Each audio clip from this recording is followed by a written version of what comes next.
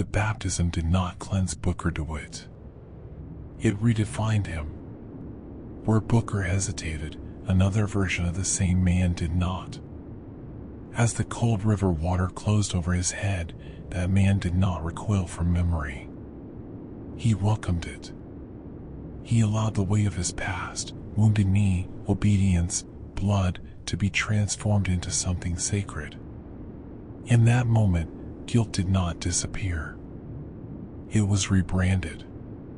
The man who emerged from the water was no longer Booker DeWitt.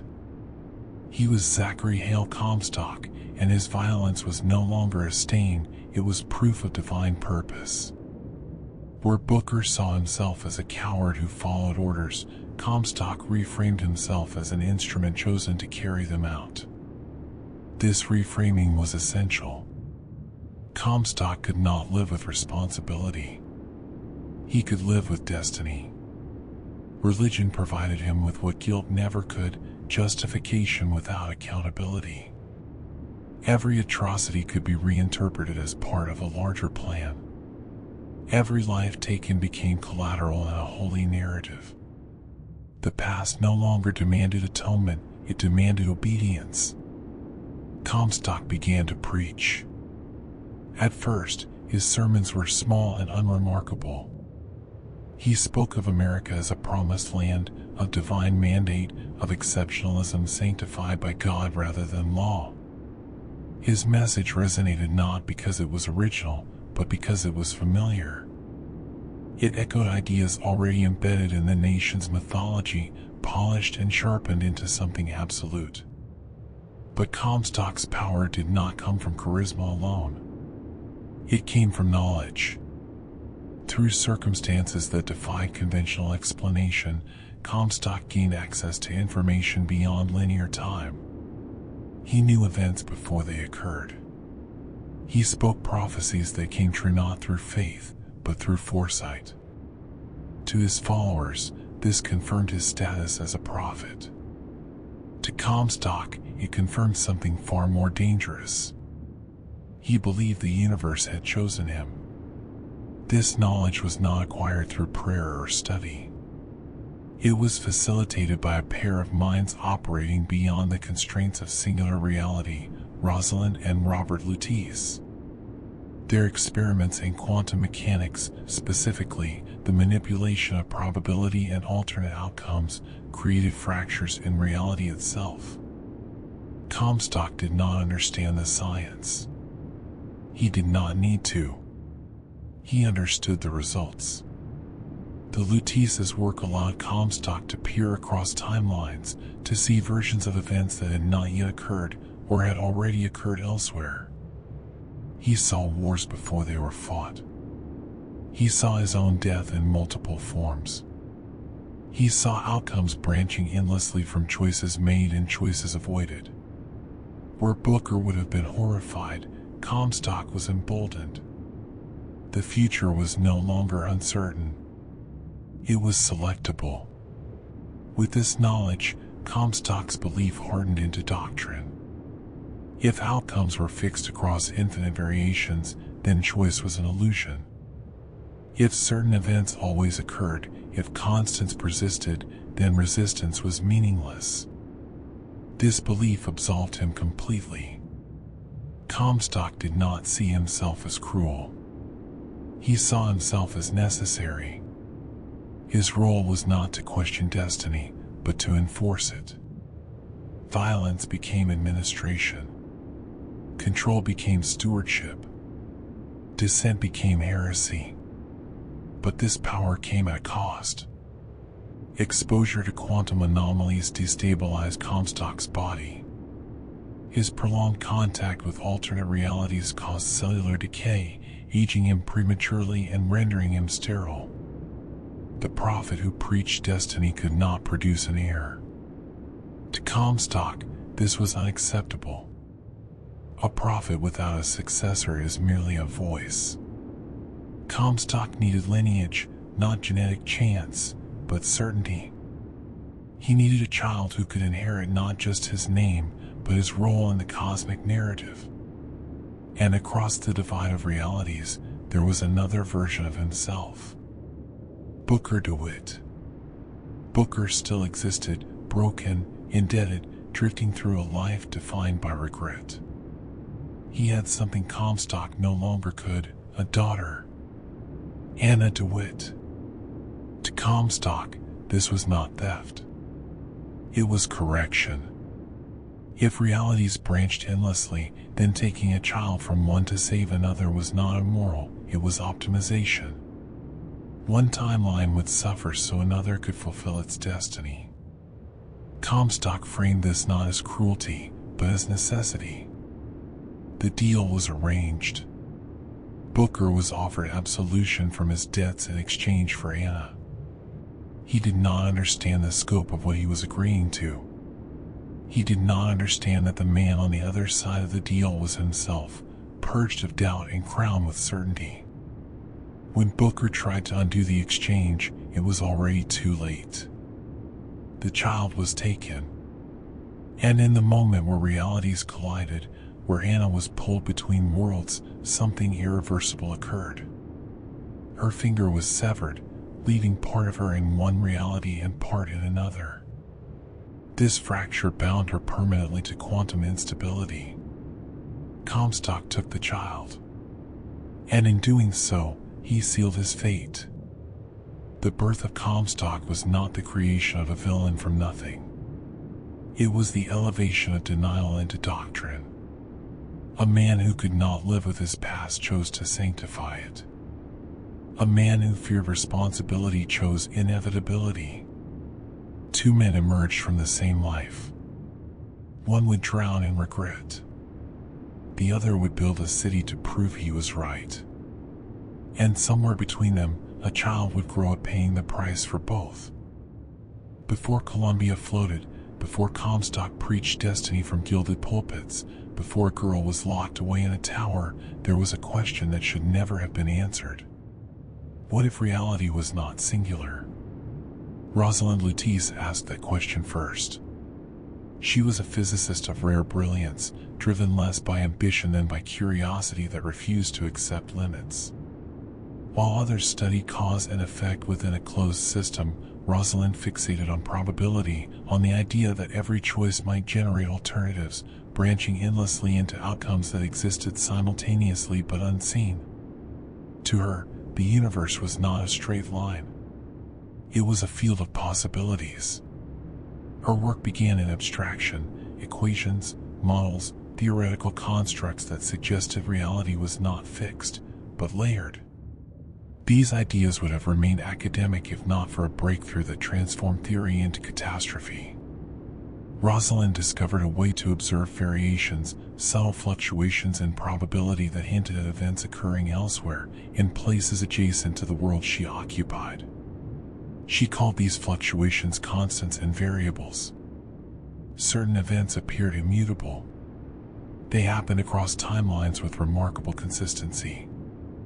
Other details changed, names, faces, outcomes, but the structure remained. Lighthouses. Cities.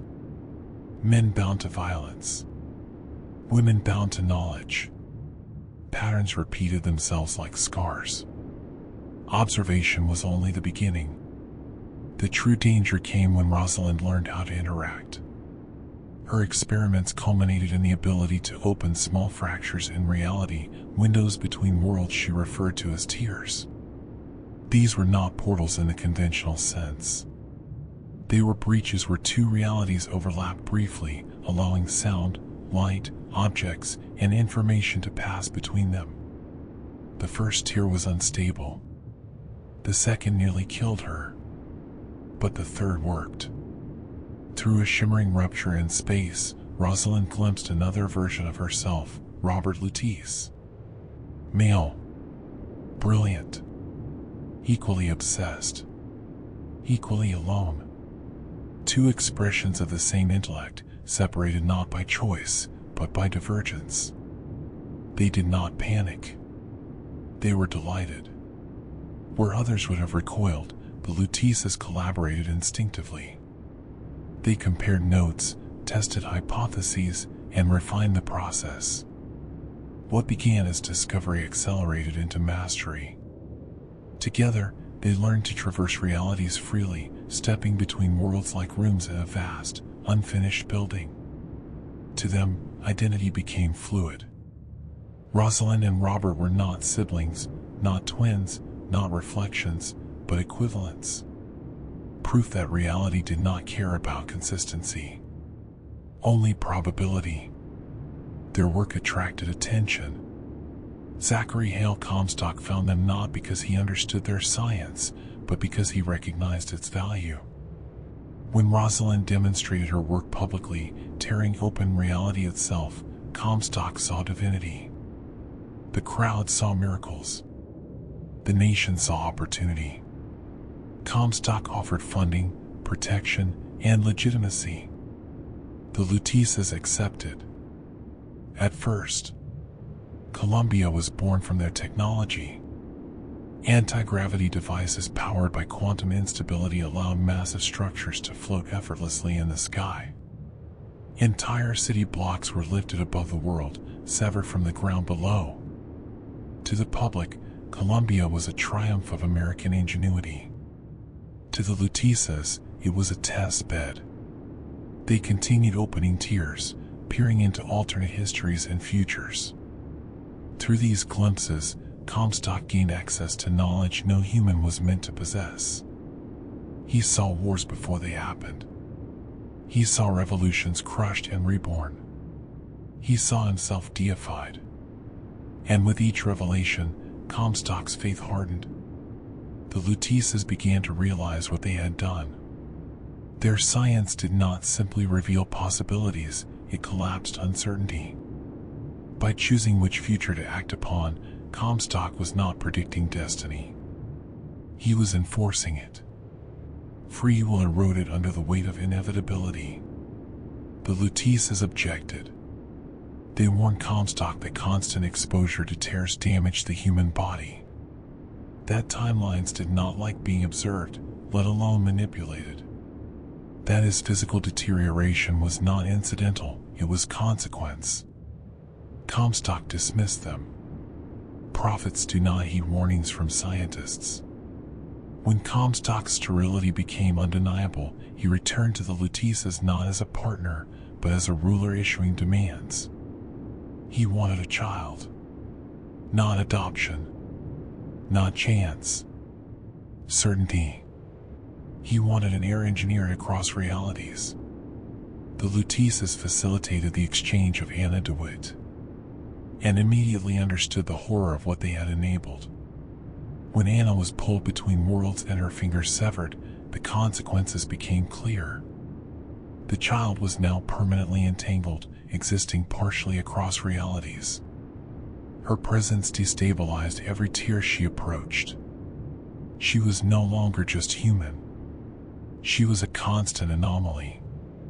The Luteces attempted to intervene. They argued. They sabotaged experiments. They tried to undo what they had helped create. Comstock responded decisively. He could not kill them, not fully. Their existence was spread across realities, their deaths inconsistent and incomplete. So he erased them socially. The Luteces were declared dead. Their names scrubbed from records. Their laboratories seized. Their work rebranded as prophecy rather than science. Yet Comstock could not truly remove them. They slipped through tiers. They watched. They waited. Stripped of institutional power, the Luteces became something else entirely, observers without allegiance. Free from linear time, they began nudging events rather than controlling them. Small interventions. Coins flipped. Doors opened. A man pointed toward a lighthouse. They could not stop Comstock directly, but they could introduce uncertainty back into a system that had tried to erase it. And so the stage was set. A city floated in the sky, built on stolen futures. A prophet ruled by denying responsibility. A girl existed across realities, bound by laws. and two scientists wandered between worlds, trying to correct a mistake that could not be undone. The tiers remained open, and through them, the impossible waited to be chosen. Columbia was not built to coexist with the world below. It was built to judge it. When the city first appeared above the clouds, drifting into view like a revelation, the world did not ask how it was possible. It asked what it meant. To the public, Columbia was a miracle of American ingenuity, a floating testament to progress, faith, and destiny intertwined. To Zachary Comstock, it was something far more precise. It was proof. Columbia's foundations were laid in spectacle. At the World's Columbian Exposition of 1893, the city was unveiled not merely as a marvel of engineering, but as a symbol. It hovered above the crowds, radiant and immaculate, its white stone and gilded architecture reflecting the sun like a promise made tangible. People gazed upward in awe, believing they were witnessing the future. They were, but not one they would control. Comstock presented Columbia as a gift to the nation, a city blessed by God and elevated by science. In speeches delivered from polished balconies and broadcast across the country, he framed Columbia as a beacon, a reminder of America's divine mandate to lead, conquer, and purify. His rhetoric fused nationalism with theology so seamlessly that dissent sounded like heresy. The city's ascent was not accidental. Using Lutece technology, Comstock severed Columbia from the ground, lifting entire districts into the sky through quantum levitation. Streets, homes, factories, and monuments rose together, preserving the illusion of continuity. The break was clean.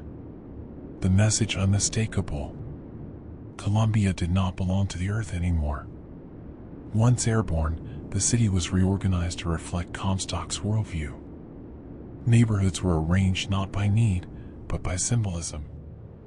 Founders Square stood at the city's heart, dominated by statues that deified America's violent past. George Washington, Thomas Jefferson, and Benjamin Franklin were no longer historical figures. They were saints, cast in marble and gold. Their sins were erased. Their victories sanctified. Their violence reframed as divine necessity. The streets of Columbia were immaculate. Music floated through the air. Vendors sold trinkets celebrating national triumphs. Children played beneath banners depicting angels draped in the American flag. To visitors, the city felt utopian, orderly, clean, and joyous. But order has a cost. Beneath the surface, Columbia enforced strict social hierarchy. Race determined value. Dissent invited punishment. The city's beauty was maintained through exclusion, its harmony preserved through fear. Those deemed undesirable were relegated to the margins, their labor exploited while their existence was denied. Comstock watched this system function with satisfaction. He believed he had solved the problem Ryan never could. Where Rapture tried to remove morality entirely, Columbia replaced it with absolute morality, a singular truth enforced without question. There would be no debate, no ambiguity, no competing narratives, only destiny. The Luteces observed with growing alarm. They recognized the pattern repeating itself, a city built on certainty, sustained by suppression, destined to fracture under the weight of its own inflexibility. Columbia's grandeur masked instability. Its reliance on tiers to maintain levitation and infrastructure meant reality itself was strained continuously. But Comstock ignored their concerns. He had seen futures where Columbia burned and futures where it conquered. He chose the path where it ruled. Any cost incurred along the way was, to him, already justified by inevitability. Columbia began to drift across the globe. Not randomly, but deliberately. The city appeared above foreign nations as a warning, a reminder of American power unconstrained by borders. It was a floating threat wrapped in pageantry. Diplomacy faltered. Fear spread. Columbia was no longer a symbol of progress, it was a weapon. And Comstock embraced that role fully. He withdrew the city from public view, severing diplomatic ties and isolating Columbia completely. The sky became its domain. The clouds its curtain. The world below, something to be corrected or erased. Within Columbia, the founders solidified their rule. Surveillance increased. Public executions were staged as moral lessons. History was rewritten daily through murals, songs, and monuments. Children were taught to revere Comstock as a prophet chosen by God to lead humanity into a purified future. And above all of it, at the highest point in the city, stood a tower. Inside that tower was a girl. Columbia could not exist without her. But no one was meant to know that yet. Columbia presented itself as harmonious, but harmony was an illusion sustained through imbalance. Every immaculate street, every shining monument, every smiling procession depended on a system that divided people into roles they could never escape. This system was not hidden. It was celebrated. Columbia did not pretend to be equal, it claimed inequality was righteous. At the center of this belief stood the founders. The founders were not merely political leaders or cultural elites. They were the ideological backbone of Columbia, guardians of Comstock's doctrine and enforcers of his vision. To them, America was not a nation, it was a holy instrument. History was not a record of mistakes, it was a ledger of divine victories. They believed that power was inherited, not earned. That purity was preserved through exclusion. That suffering was proof of moral failure. In Columbia, these beliefs were not debated. They were ritualized. Founders Square was filled with statues glorifying conquest and violence. Murals depicted racial caricatures crushed beneath angelic figures draped in flags. Public ceremonies reenacted moments of American expansion as sacred drama. Even leisure was political, raffles, games, and celebrations reinforced hierarchy through spectacle. The city taught its citizens what to believe before they were old enough to question it. But Columbia could not function without labor. Beneath the banners and hymns existed a workforce that maintained the city's infrastructure, powered its factories, cleaned its streets, and kept its levitation systems operational. These people lived in segregated districts, their movements monitored, their opportunities non-existent. They were not citizens. They were necessary. The founders justified this contradiction through language. They spoke of order, of destiny, of roles assigned by divine will. Poverty became proof of inferiority. Obedience became virtue. Any attempt to resist was reframed as moral corruption. Out of this pressure, resistance emerged. The Vox Populi did not begin as a revolutionary army. It began as a labor movement, workers demanding fair treatment, basic rights, and recognition. At first, their actions were small. Meetings held in secret. Pamphlets distributed quietly. Speeches whispered in shadowed corners of factories and dormitories. Their leader was Daisy Fitzroy. Daisy had once worked as a maid in the founders' households, invisible except when needed, punished when convenient. She understood Columbia's hypocrisy intimately. She had watched wealth and cruelty coexist effortlessly. She had seen how belief could excuse brutality. Her demands were modest. Equality, dignity, an end to exploitation. Columbia answered with violence. The founders labeled the Vox Populi terrorists. Meetings were raided. Leaders disappeared. Public executions followed, framed as necessary corrections rather than punishment. Daisy herself was falsely accused of murder, a crime designed to justify her persecution and strip her of legitimacy. This moment changed everything.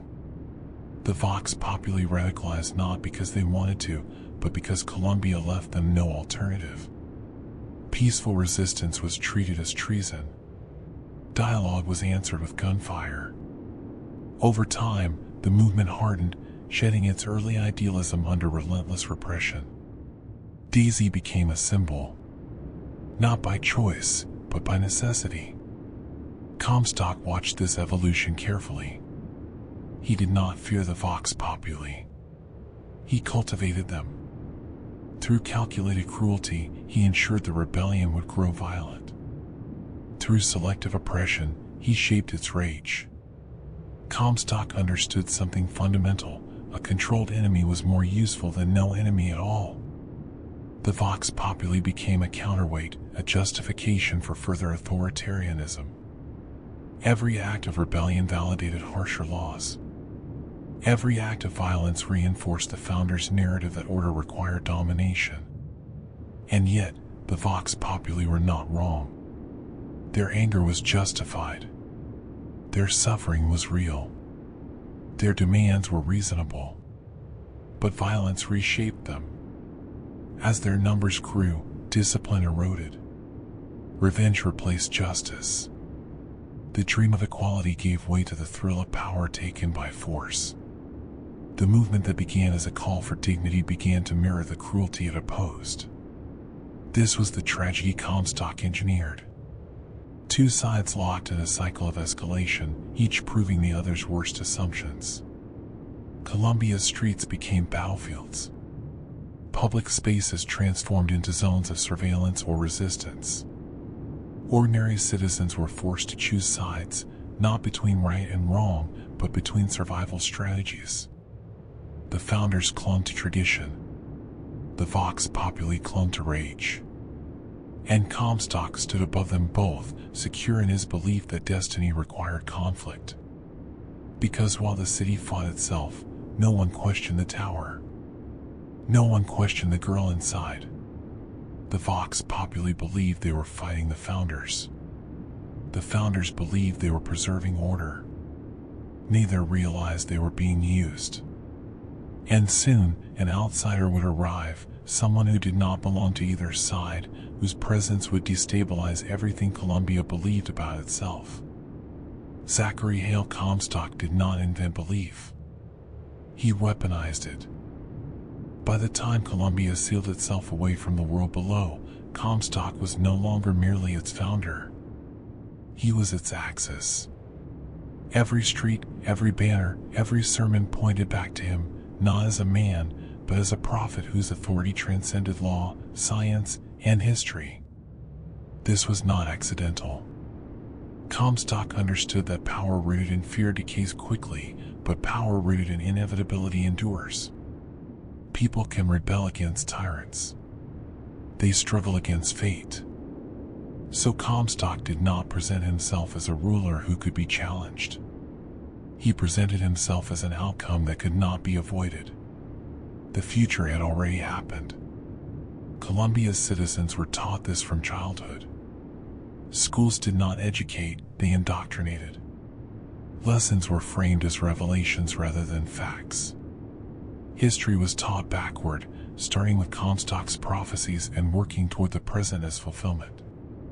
Children learned that Comstock had foreseen wars, disasters, and revolutions, and that Columbia's isolation was the only reason they had survived. They learned that the vox populi were not victims of injustice, but obstacles predicted and permitted by destiny itself. This reframing was devastatingly effective. If rebellion was foretold, then suppressing it was not cruelty, it was maintenance. If suffering was inevitable, then resisting it was foolish. Columbia's citizens were not merely obedient, they were convinced that obedience was rational. Comstock's sermons reinforced this constantly. He spoke of constants and variables, though never in scientific terms. To the public, these were divine truths. Certain events, he claimed, always occurred. Certain people always played specific roles. Attempting to change those roles only led to chaos. Freedom, in Comstock's doctrine, was not the ability to choose. It was the acceptance of one's assigned place. The Luteces watched this distortion with mounting horror. They had introduced the language of constants and variables to describe probability, not morality. In their work, constants were patterns, recurring outcomes observed across realities. They were not mandates.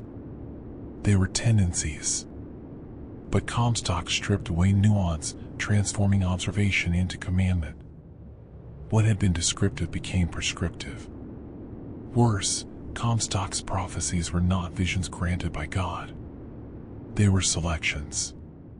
Through the Lutece's technology, Comstock observed countless possible futures. He chose which outcomes to act upon, then structured events to ensure those outcomes occurred. When a prophecy came true, it was not proof of divine insight, it was confirmation of manipulation. The people of Columbia never knew this. They believed Comstock foresaw the future. They did not know he edited it. Assassinations attributed to destiny were preemptive strikes.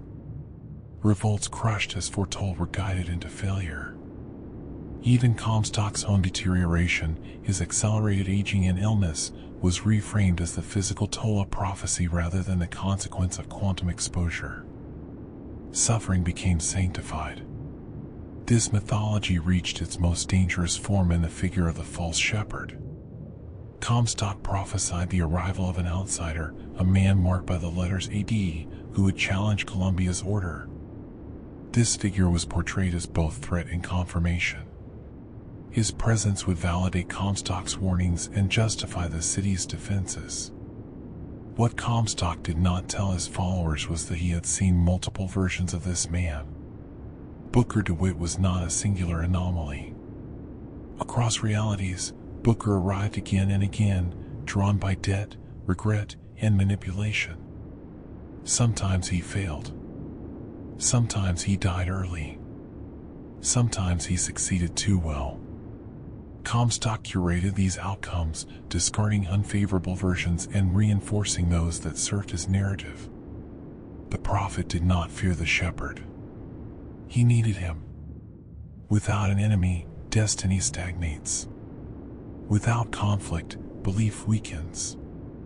Booker's arrival was meant to be the final proof that Comstock's vision was unassailable, that even those who opposed him were merely fulfilling their role.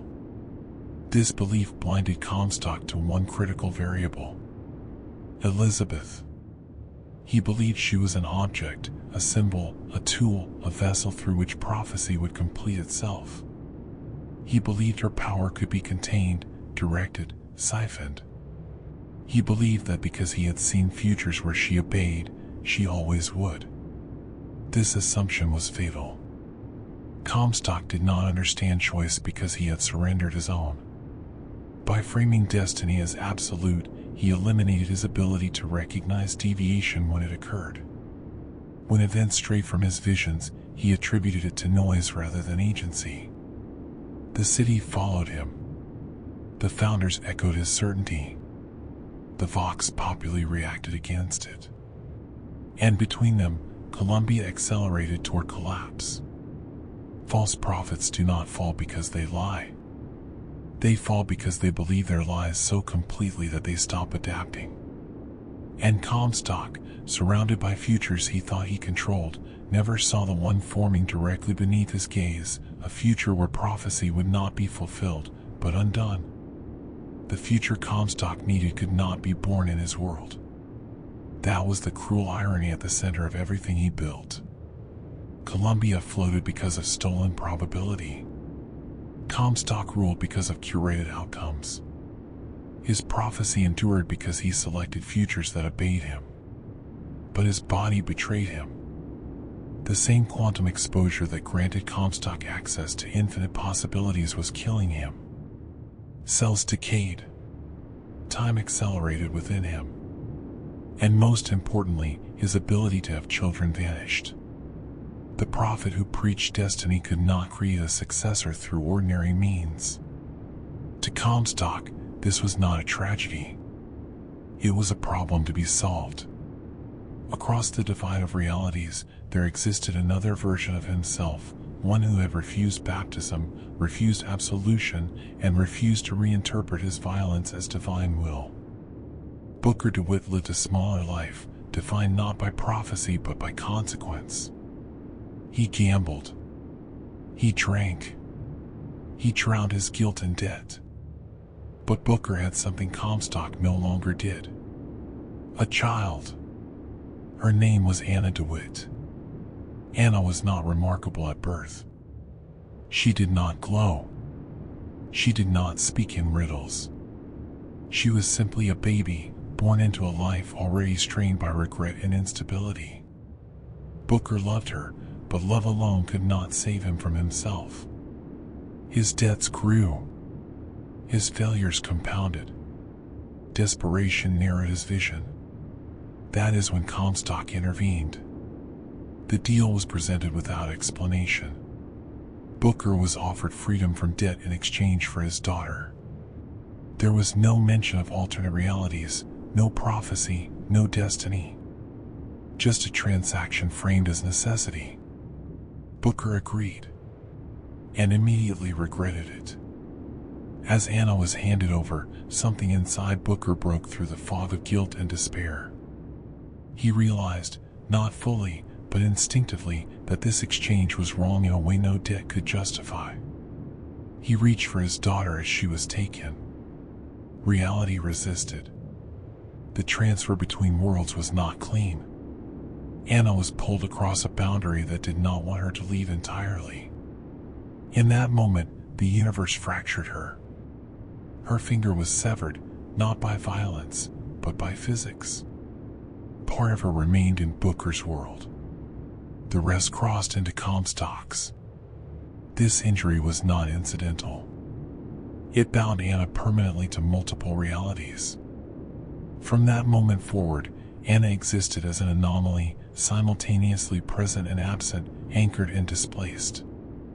Her severed finger became a constant reminder that she did not belong fully anywhere. The world would never align cleanly around her again. Comstock renamed her Elizabeth. Names matter in Comstock's doctrine.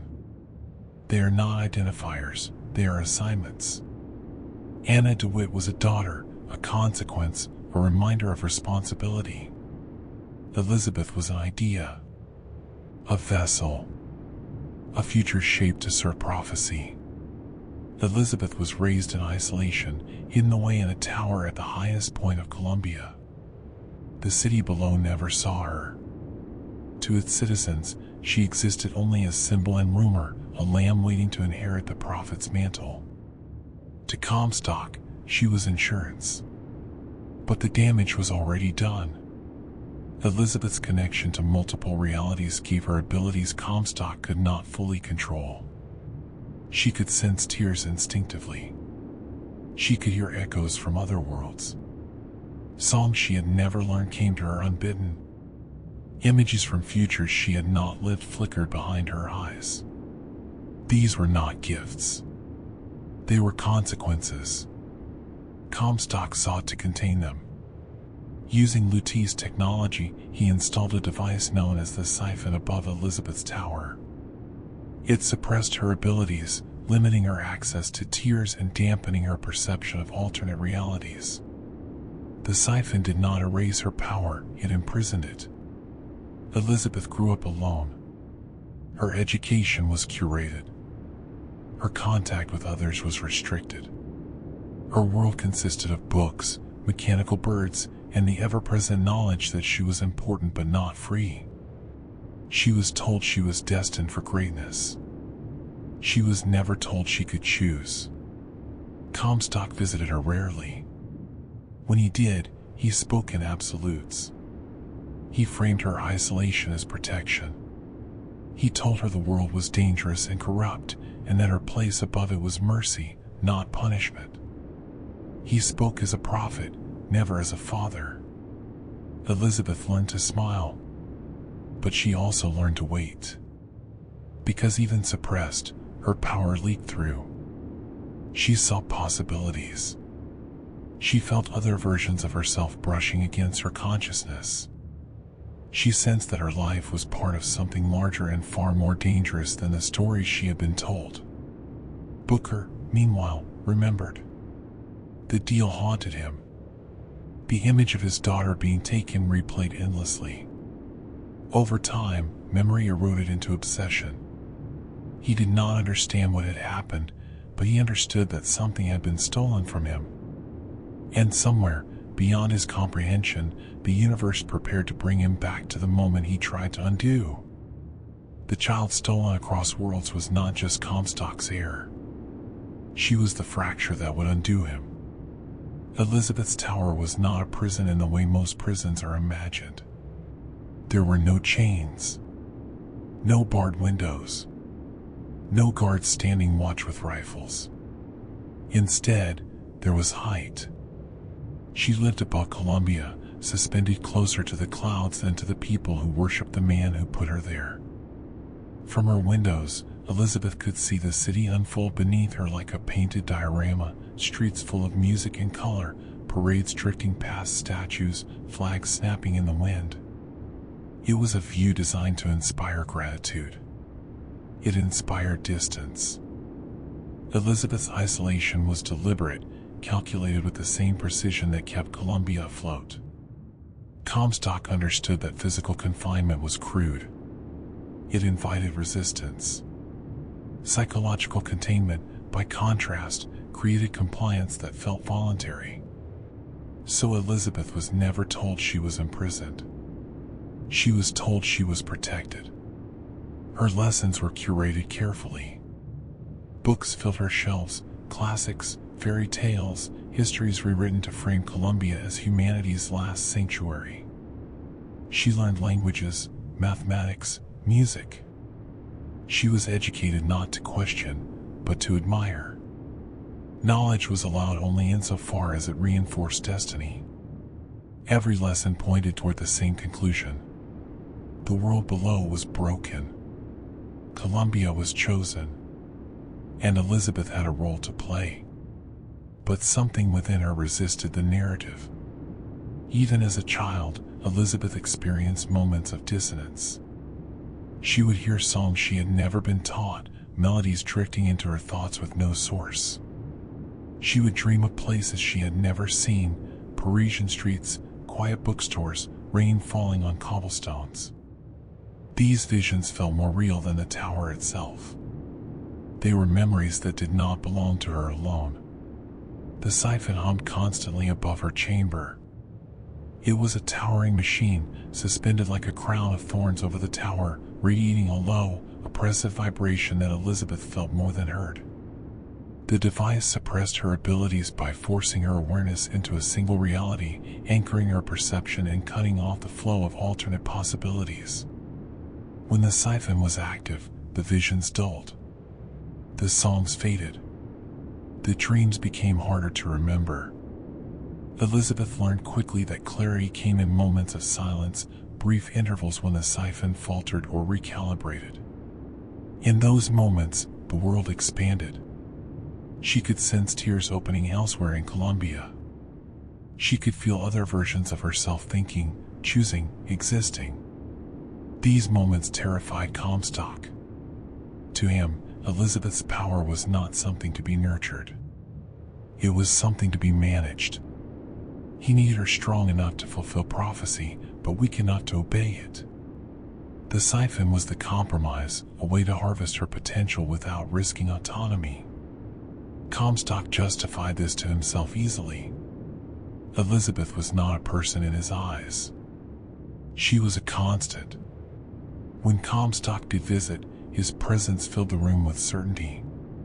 He spoke softly but with absolute authority, reminding Elizabeth of her importance while denying her agency. He framed her confinement as sacrifice, her loneliness as preparation. "You are special," he told her. "And special things must be kept safe." Elizabeth listened, but she did not believe. Isolation sharpened her imagination. With no one to talk to, she talked to herself. With no one to trust, she trusted her instincts. She rehearsed conversations she would never have. She imagined doors opening where none existed. She imagined escape. Elizabeth's longing was not abstract. It was focused, vivid, and specific. She dreamed of Paris not because it was beautiful, but because it was ordinary. Cafes, sidewalks, crowds where no one watched her with expectation. A place where she could be invisible by choice. This desire was dangerous. Desire implies alternative futures. And alternative futures were exactly what Comstock sought to eliminate. The tower itself reflected this contradiction. It was filled with mechanisms designed to entertain and distract, mechanical birds, elaborate toys, puzzles that rewarded compliance. These were not comforts. They were anchors, meant to keep Elizabeth's mind occupied with harmless complexity rather than dangerous curiosity. But Elizabeth's mind was not harmless. She learned to read the patterns of the Siphon. She noticed the moments when its influence weakened. She learned to lean into those gaps, testing the edges of her perception. Small objects would flicker. Sounds would echo from nowhere. Tears would shimmer faintly at the edges of her vision. Each success strengthened her. Each suppression made her angrier. Elizabeth did not yet understand the full extent of her abilities. She did not know that she was partially anchored outside reality. She did not know that her severed finger bound her permanently to infinite possibilities. But she understood something far more important. She understood that her cage was artificial. And artificial things can be broken. The city below continued its rituals, unaware that the girl they revered as a symbol was quietly preparing to become a variable. Comstock preached destiny. The founders enforced order. The Vox Populi sharpened their rage. And above them all, Elizabeth waited. Not passively, not obediently, but patiently, because she sensed that someone was coming. Someone who did not belong to Columbia. Someone bound to her by laws rather than prophecy. Someone whose arrival would destabilize everything the Siphon was designed to protect. The tower was strong, but it was not eternal. That grief would later be weaponized against it, turned into a key rather than a leash. The music box that once calmed it would become a tool of manipulation. The protector would become a gate. And the creature designed to keep Elizabeth contained would ultimately be the one that allowed her to escape. Songbird was not a villain. It was a consequence. A manifestation of Comstock's belief that love could be engineered without freedom, that protection justified imprisonment, and that attachment could be weaponized without cost. In the end, Songbird did what it had always done. It responded to Elizabeth. The only question left was how. Booker DeWitt did not arrive in Columbia seeking revelation. He arrived seeking erasure. By the time the debt collectors found him, Booker had already hollowed himself out. The years since Anna's disappearance had not dulled the pain, they had sharpened it into something constant and exhausting. Drinking no longer numbed it. Gambling no longer distracted him. Every attempt to forget simply circled him back to the same memory, a child taken from his arms, and a choice he could never undo. So when the offer came, Booker did not question it. Bring us the girl and wipe away the debt. There was no explanation of who this was. No description of where the girl was. Just coordinates. A lighthouse. A promise that something could finally be balanced. Booker followed it because he had nothing left to protect. The lighthouse stood alone in the clouds, rising from a platform suspended impossibly above the ocean. It did not belong to any nation. No flag flew above it. No ship was anchored nearby. It was not a warning, nor a guide. It was a threshold. Inside, the lighthouse was sterile and quiet, stripped of ornamentation. An elevator waited at its center, its doors already open. There was no greeting, No instruction. Only the hum of machinery and a sense that delay itself was a choice being measured. Booker stepped inside. As the elevator ascended, the world shifted. Clouds parted. Light fractured. The air grew thinner, brighter, unreal. And then, without ceremony, Columbia revealed itself, floating, radiant, overwhelming.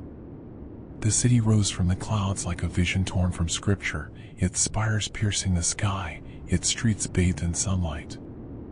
Booker did not feel awe. He felt disorientation.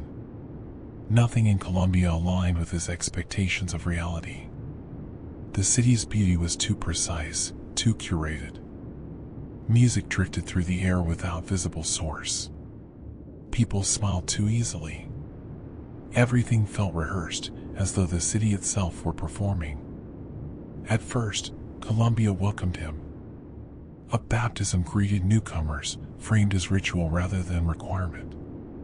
Booker resisted it instinctively, the memory of another baptism surfacing unbidden. His refusal marked him immediately, not as guest, but as anomaly. When the mark AD was discovered on his hand, the city's demeanor shifted.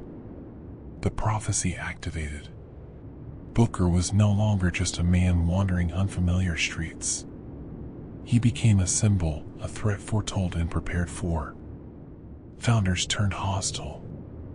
Security forces mobilized. The city's pleasant veneer peeled back to reveal paranoia beneath. Booker ran. Through carnivals and marketplaces, through neighborhoods that transformed from welcoming to lethal in moments. Columbia's beauty gave way to its brutality with startling speed. Propaganda blared warnings. Posters bearing his likeness appeared almost instantly, as though they had been waiting. He did not understand why he was feared. He did not yet understand why he mattered. That changed when he reached the tower. Elizabeth's tower loomed above everything, isolated and heavily guarded. It was not merely a structure, it was a boundary. Crossing it meant violating the most sacred rule of Columbia: the girl was not to be touched. Booker broke that rule without ceremony. Inside the tower, Elizabeth was not what Booker expected. She was not passive. She was not fragile.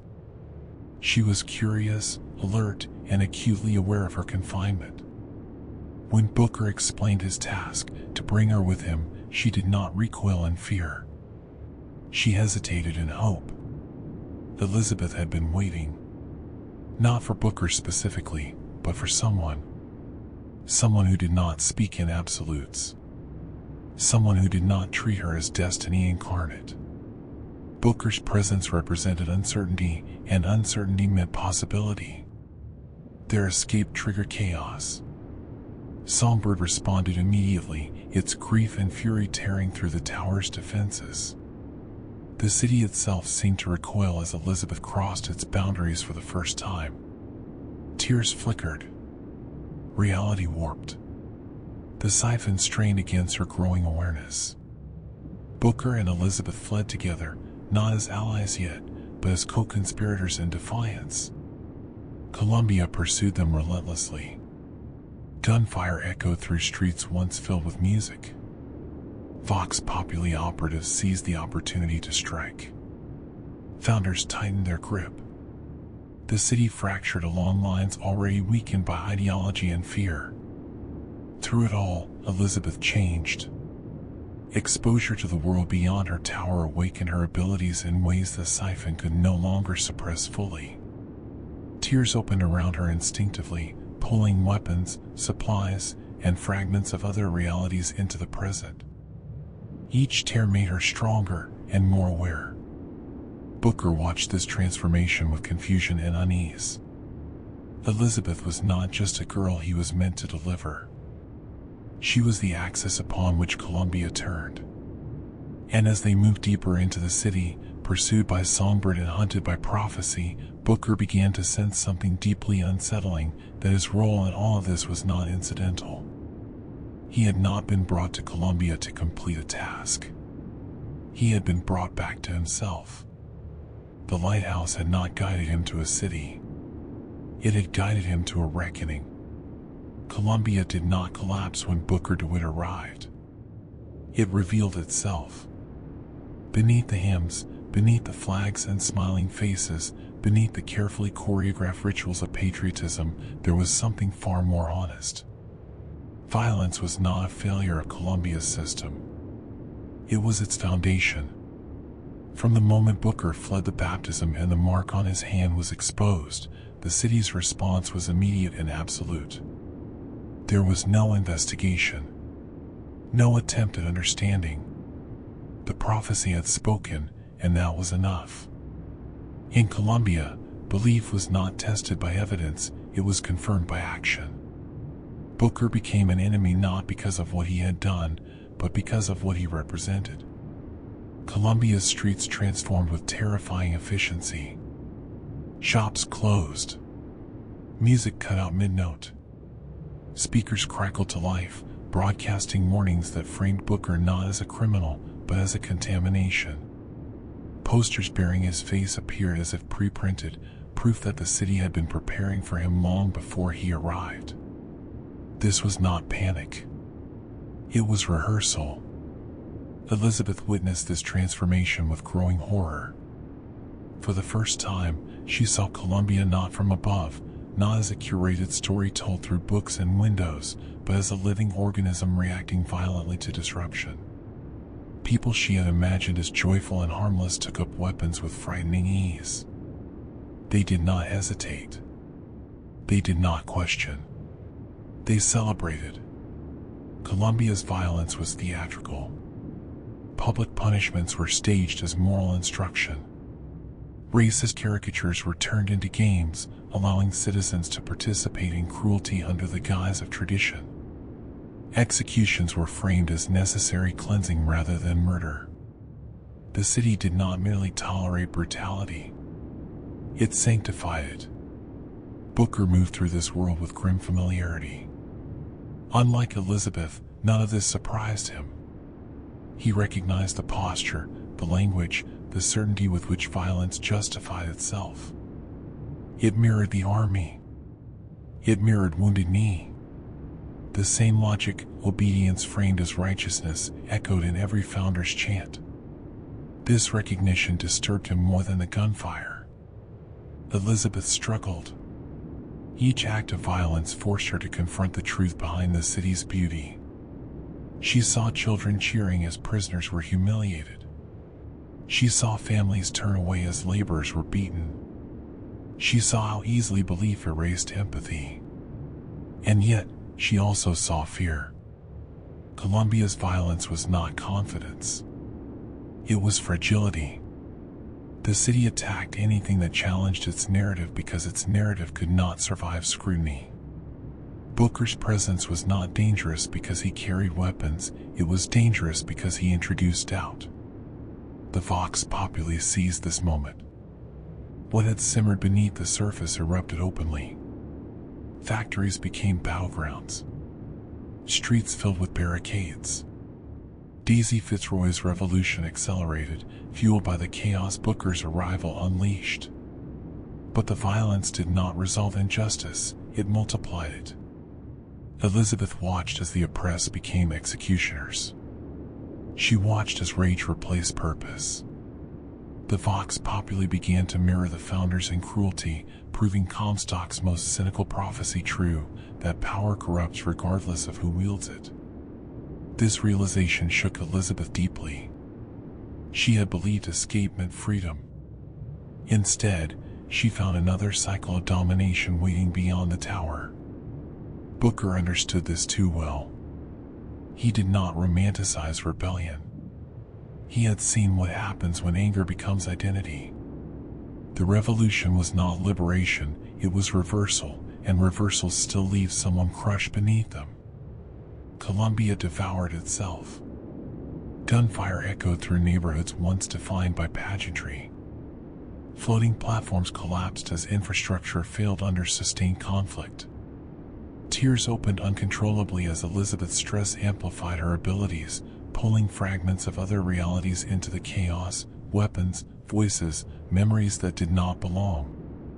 Reality itself began to fracture. The city that worshipped violence now suffered under its weight. Citizens hid. Believers fled. Founders retreated to fortified sanctuaries. Vox leaders struggled to maintain control as their movement spiraled. And above it all, Comstock watched. He did not intervene. This was destiny unfolding, just as he had foreseen. Every death confirmed his righteousness. Every collapse justified his isolationism. To Comstock, Columbia was not failing, it was being tested. Elizabeth sensed this manipulation. For the first time, her anger was not directed at her prison, but at the system that built it. She realized that Comstock did not fear rebellion or violence. He depended on them. Conflict was not a threat to prophecy, it was fuel. This understanding marked a turning point. Elizabeth stopped reacting. She started choosing. And in that choice, something fundamental shifted. Columbia was no longer just a city collapsing under violence.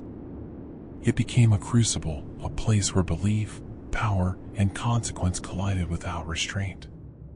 The question was no longer whether Columbia would survive. It was whether anyone inside it would escape unchanged. Revolutions are often remembered as moments. In Columbia, it was a process, slow, corrosive, and irreversible. The Vox Populi did not rise because they suddenly discovered courage. They rose because the systems designed to contain them finally failed. Booker's arrival cracked the city's narrative just enough for suppressed anger to escape, and once it did, it could not be guided back into silence. For years, the Vox Populi had existed in the margins, watched, infiltrated, and punished. Their meetings were monitored. Their leaders targeted. Their message distorted by founders' propaganda until even sympathy sounded like treason. Columbia allowed their existence only as long as it remained useful. That usefulness ended the moment chaos became visible. As the city turned on Booker and Elizabeth, founders' forces redirected attention away from labor districts. Patrols thinned. Checkpoints collapsed. For the first time, the Vox Populi were not reacting, they were acting. Factories were seized. Weapons caches were looted. Barricades rose where banners once hung. Daisy Fitzroy moved through this chaos with grim clarity. She had not planned for this exact moment, but she recognized it immediately. The city's attention had fractured. Comstock's narrative was destabilized. This was not the revolution she had wanted, but it was the only one Columbia would allow. Daisy's rhetoric hardened. There was no longer room for nuance or gradual reform. Every delay meant more executions, more disappearances, more lives ground beneath the founders' machinery. The Vox Populi had tried restraint. It had been answered with public hangings and mass arrests. Now, restraint looked like surrender. The revolution escalated quickly because it had been delayed for too long. There were no trained armies, only workers, servants, and the dispossessed wielding stolen weapons with shaking hands and accumulated rage.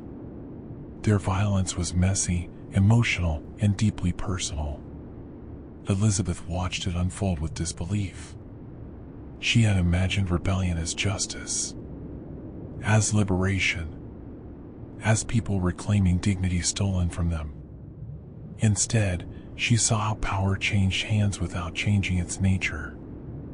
Vox fighters executed founders not for strategy, but for revenge. Children were threatened. Civilians were caught between factions that no longer distinguished guilt from proximity. This disturbed her more than Comstock's tyranny. At least tyranny was honest about its cruelty. Booker understood what Elizabeth was seeing. He had witnessed revolutions collapse into bloodshed before. He had seen how anger, once unleashed, demanded escalation. Daisy Fitzroy's movement was no longer guided by ideals, it was driven by momentum, and momentum does not stop to ask whether it is right. The revolution needed symbols. Booker became one. Elizabeth became another. The Vox Populi framed Booker as proof that Comstock could bleed. His survival validated their belief that prophecy could be broken.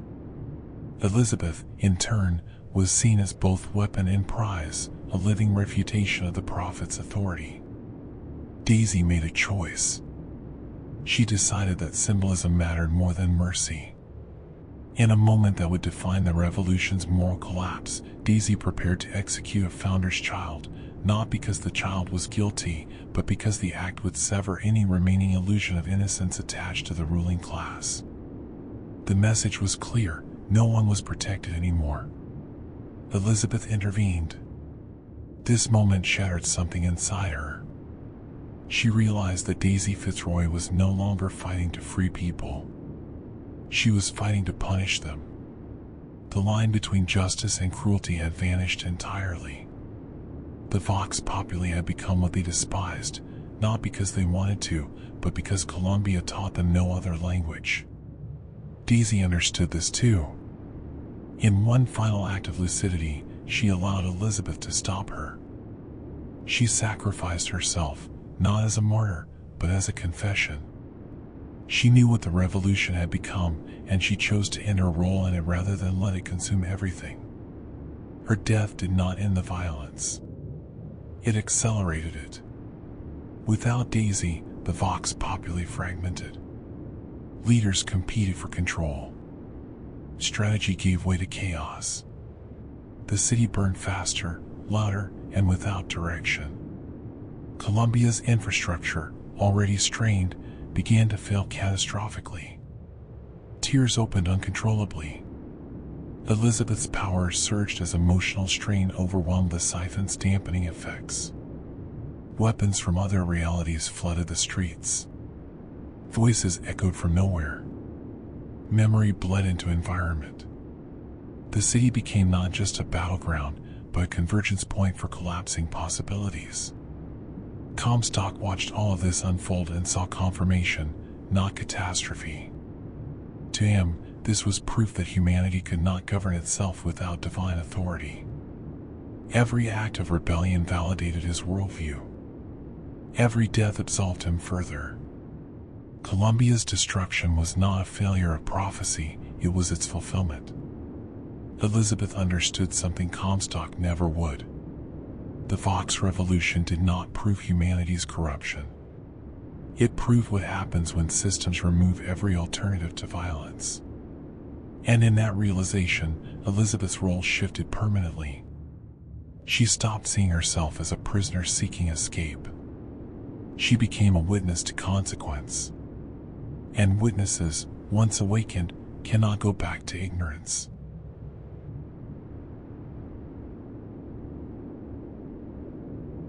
Columbia was no longer a single place. It was a collision. As the city tore itself apart, the boundaries that had once separated realities grew thin. The tears Elizabeth opened were no longer controlled glimpses, brief windows offering tools or information. They became ruptures. Scars. Points where incompatible versions of the world tried to occupy the same space at once. Elizabeth felt this change immediately. Where opening a tear once required concentration, now it happened instinctively. Emotion triggered it. Fear widened it. Anger stabilized it. The Siphon's influence weakened with every surge of stress, every moment of choice. The tower that had once confined her might as well have been a memory. But freedom came with a cost. Each tear pulled Elizabeth further from singular existence. She began to remember things that had not happened to her, or had happened to her somewhere else. Conversations she had never had surfaced in her mind. Places she had never visited felt familiar. Faces she did not recognize carried emotional weight. Her consciousness was splintering. Booker noticed it before she did. He saw the pauses in her speech, the moments where she seemed to listen to something he could not hear. He saw how her eyes tracked movements that were not there, how she responded to events before they unfolded. At first, he assumed shock or trauma. Then people started dying. Not metaphorically. Not symbolically. Literally, multiple times. As Booker and Elizabeth pushed deeper into Colombia, they encountered places where history no longer aligned. In one district, the Vox Populi had already won. In another, the founders still ruled. Entire neighborhoods existed in overlapping states of destruction and order. Elizabeth explained it haltingly. Each choice created divergence. Each terrace she opened anchored them briefly to a different version of Colombia. Some were close, minor variations in leadership or timing.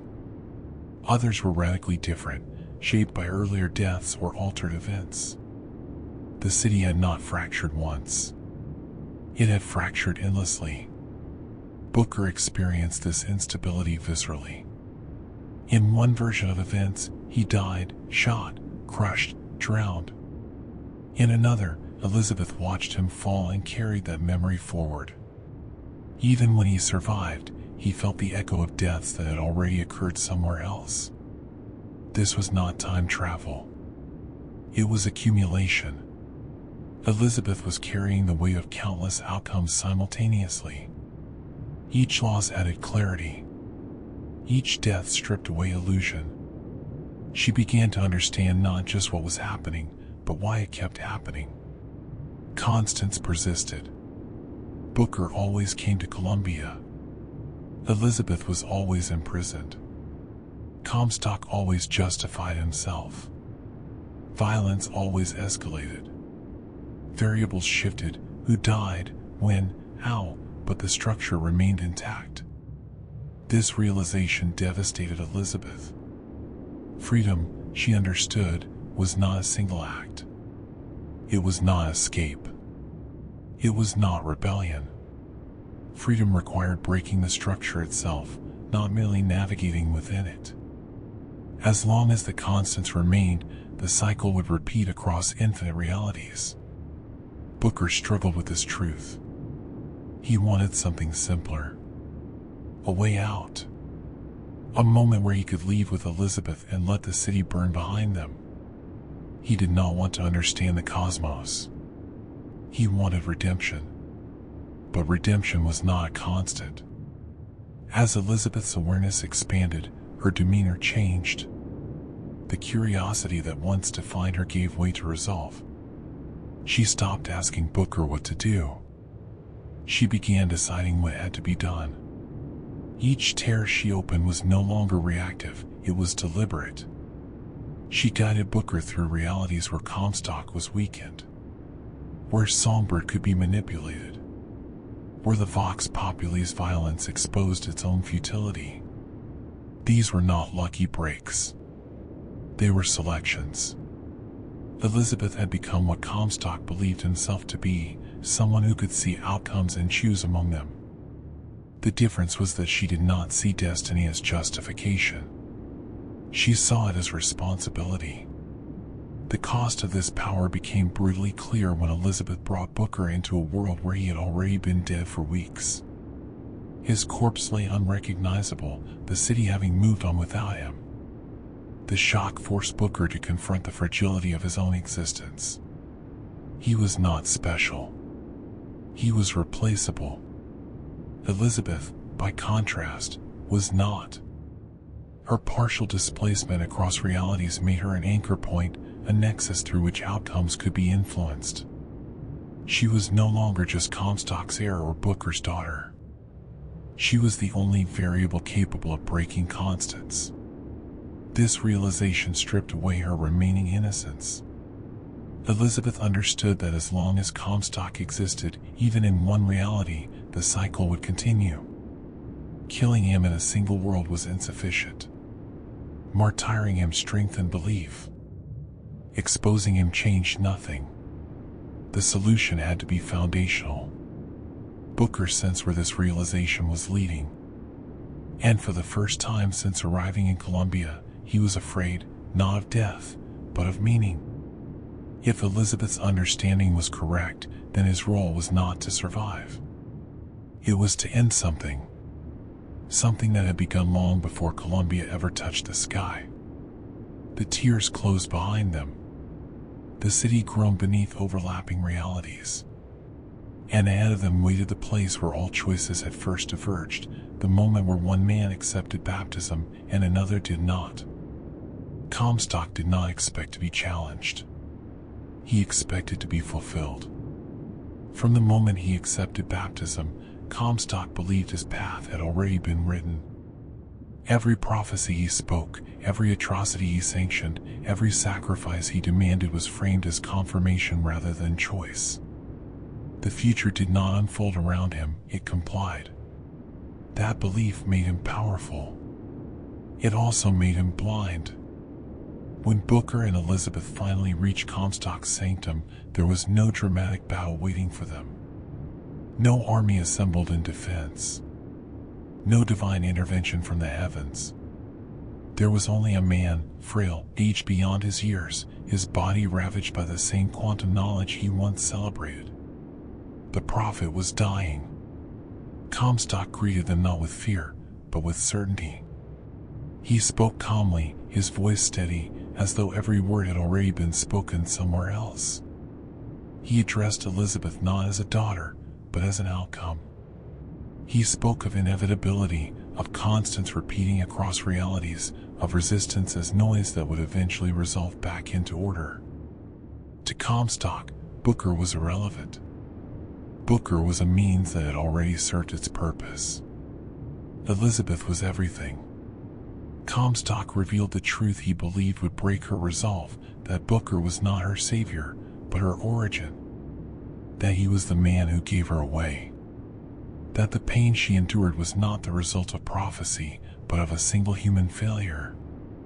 Comstock expected this knowledge to bind Elizabeth to him. He believed shared guilt would produce obedience. He misunderstood her completely. Elizabeth did not recoil. She did not scream. She did not retreat into denial. Instead, she understood. This was the moment where Elizabeth's transformation completed itself. The last remaining illusions fell away, not just about Comstock, but about Booker as well. She saw both men clearly now, stripped of narrative and justification. One man tried to escape guilt. The other tried to sanctify it. Neither path absolved responsibility.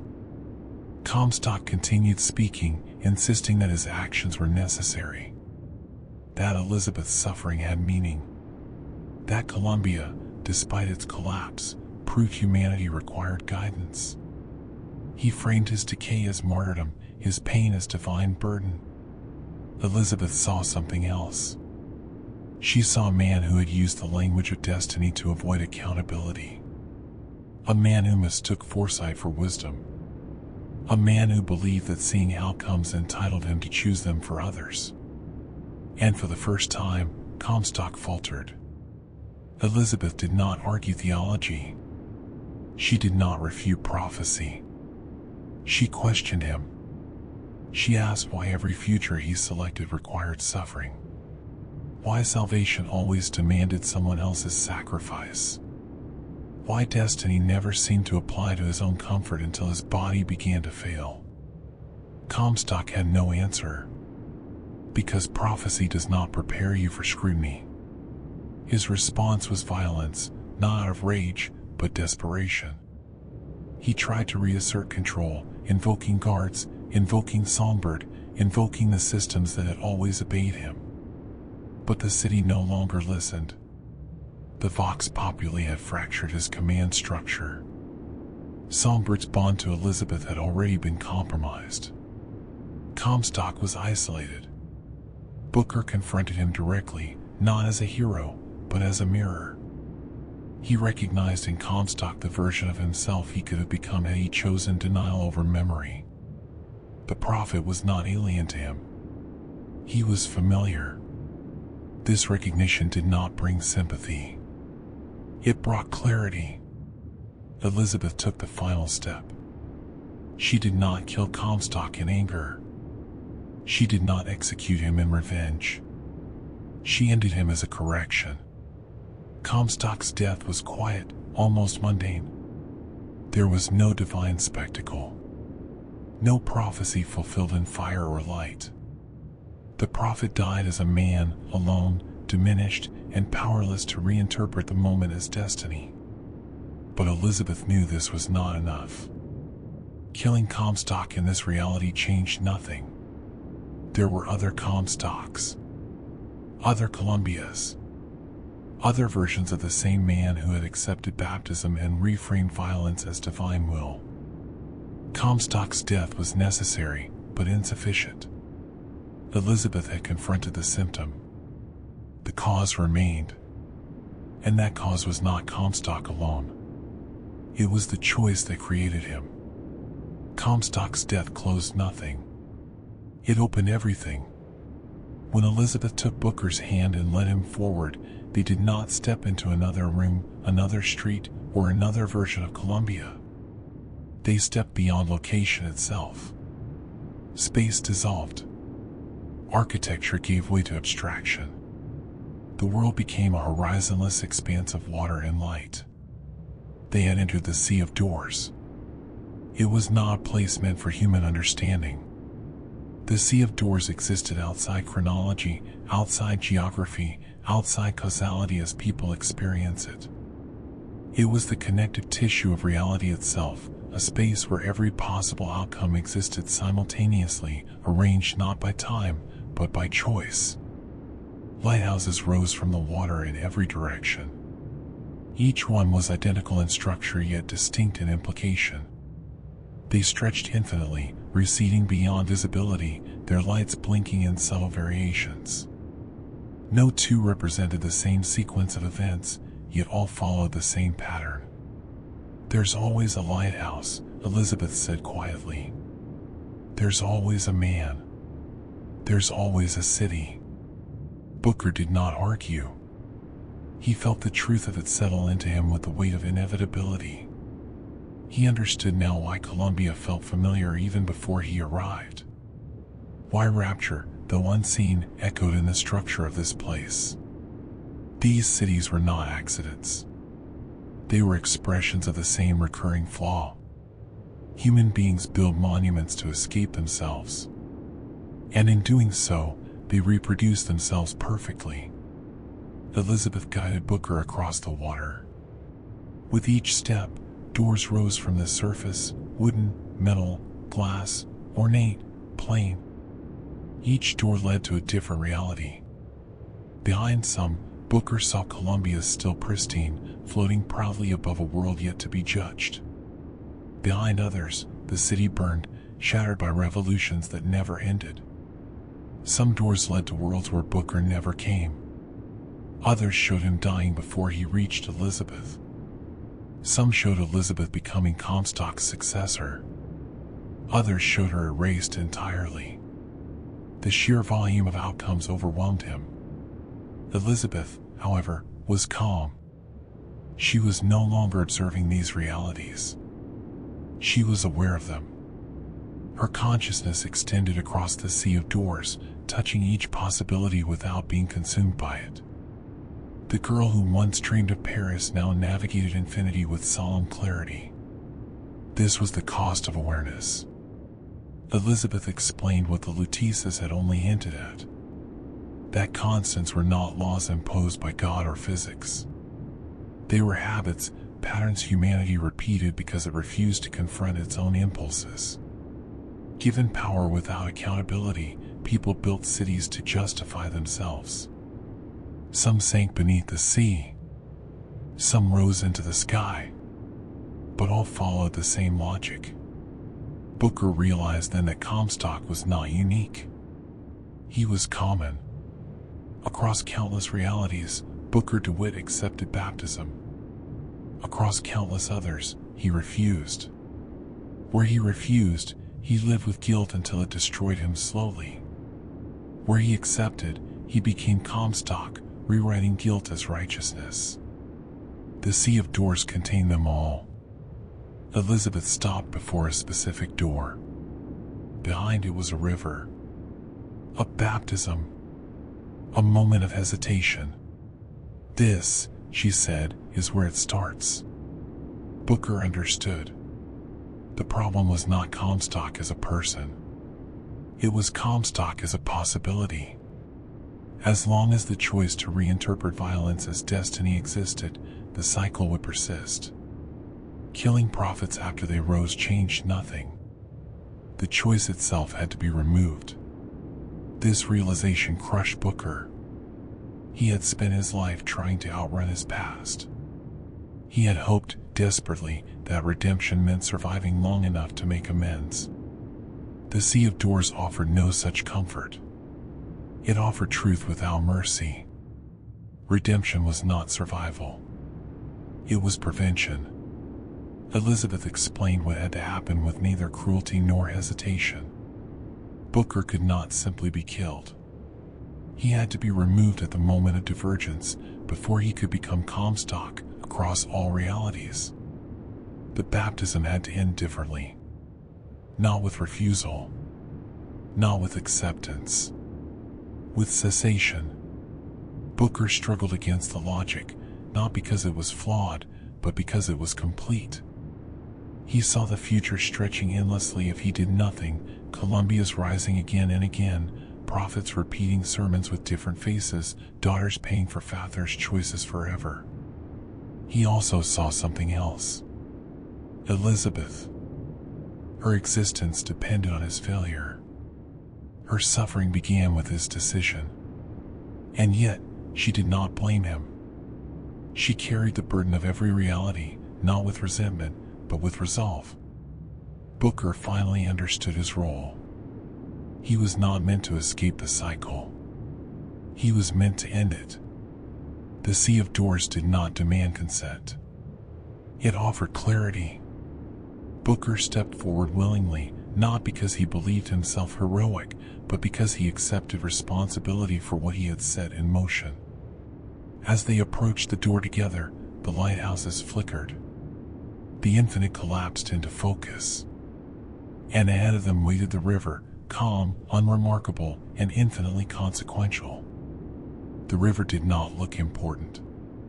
That was the cruel simplicity of it. It flowed gently between its banks, reflecting the pale light of a sky that offered no judgment. There were no signs, no markers, no sense that this unremarkable stretch of water carried the weight of infinite realities. It was not dramatic. It was not ominous. It was ordinary. And that was precisely why it mattered. Booker stood at the edge of the river, the memory of this place pressing in on him from all directions at once. He remembered the preacher's voice. The crowd. The expectation that something would be washed away if he only allowed it. He remembered the fear that had seized him as the water closed over his head, the fear not of death, but of forgetting. Elizabeth watched him quietly. She did not rush him. She did not comfort him. She understood that this moment could not be softened. Across the Sea of Doors, this river existed countless times. In some realities, Booker stepped into the water and emerged reborn, his guilt reframed as destiny. In others, he pulled away, clinging to memory and regret, doomed to spiral into self-destruction. Both outcomes fed the cycle. Neither resolved it. Elizabeth explained what had to change, not as instruction, but as truth. The baptism itself was not the problem. The problem was what came after, the survival. The continuation. The opportunity for reinterpretation. As long as Booker lived beyond this moment, there would always be a version of him who chose denial. The river did not need a different choice. It needed an end. Booker felt the full weight of that realization settle into his body. He had spent his life trying to make sense of his actions, trying to find a path where guilt could be endured without consuming him. He had believed that punishment, survival, or even martyrdom might balance the scales. None of those options stopped the harm. This would. Booker stepped forward. The water was cold, just as he remembered. It soaked into his clothes, heavy and grounding. For a moment, just a moment, he felt the instinct to pull away again, to breathe, to survive. That instinct was powerful. Human. It was the same instinct that had carried him through wars, deaths, and despair. Elizabeth met his eyes. There was no command in her expression. No coercion. Only understanding. This was not fate being enforced. It was responsibility being accepted. Booker allowed the water to take him. Elizabeth and the other versions of herself, now visible at the river's edge, held him beneath the surface. Not violently. Not cruelly. Gently, firmly, with the certainty of those who understood what was being undone. Booker struggled briefly. Not because he doubted the choice, but because bodies resist endings. His lungs burned. His vision blurred. The river remained calm, indifferent to the magnitude of what it was erasing. As consciousness faded, Booker felt something unexpected. Relief. Not forgiveness. Not absolution. Relief from repetition. Across the sea of doors, something fundamental shifted. The lighthouses flickered, then went dark, one by one, entire branches of possibility collapsing inward. Columbia's vanished before they could rise. Comstock's unraveled before they could preach. Futures that depended on Booker's survival at this moment ceased to exist.